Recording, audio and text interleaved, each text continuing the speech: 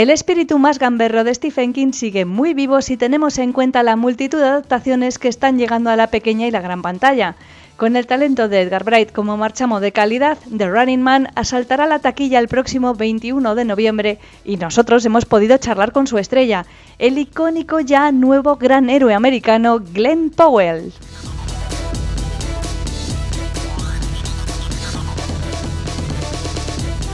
Well, I think the characters, sort of the general DNA of the characters are very different. I think the thing that, talking to Schwarzenegger, I talked to Schwarzenegger before we even started the movie, and he even talked about just how they weren't really able to adapt the original Stephen King book for just logistical reasons. I mean, they set their story within an underground kind of arena.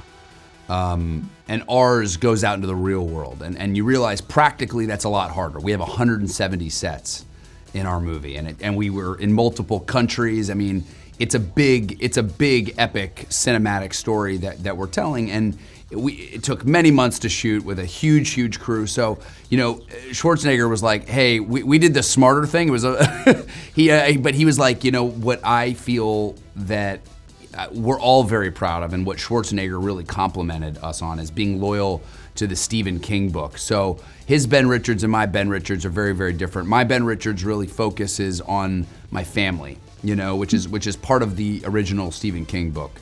A guy who, my daughter is sick, and he goes out to sign up for a game show just to get enough money to get his daughter healthy, to save his daughter's life. And he ends up signing up for this unwinnable game show, a game show that no one's ever won, called The Running Man. And there's a survival rate of 0. Everyone who's ever done the show has died.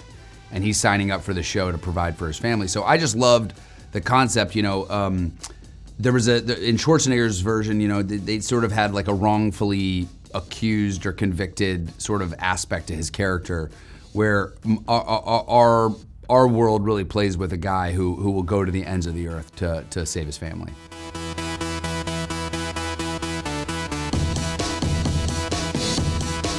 I think what's fascinating is I don't know if you how often you're online or reading the news, or you're on Instagram or TikTok or any of those things, but the world that Stephen King wrote about, he wrote his book in the early 70s. Came out in 82. It's set in 2025.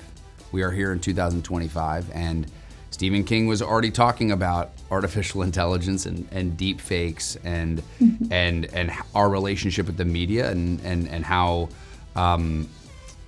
corporations guide politics and all those different things. And so what I find to be really, really fascinating is how visionary Stephen King's original work is, and where we find ourselves. I think that's the great mark of a great sci-fi movie, which is what Running Man is you get to explore this really dynamic world that's so colorful and cool, and it's obviously Edgar Wright's vision, so it's obviously going to look amazing. But I think one of the most incredible parts is, in addition to just being like this adrenaline-fueled thrill ride, you leave the theater and you're really thinking. You're thinking about where we are in the world and our relationship with the media, our relationship with each other, and sort of how we got here. So I think that's what makes our movie really special and really different.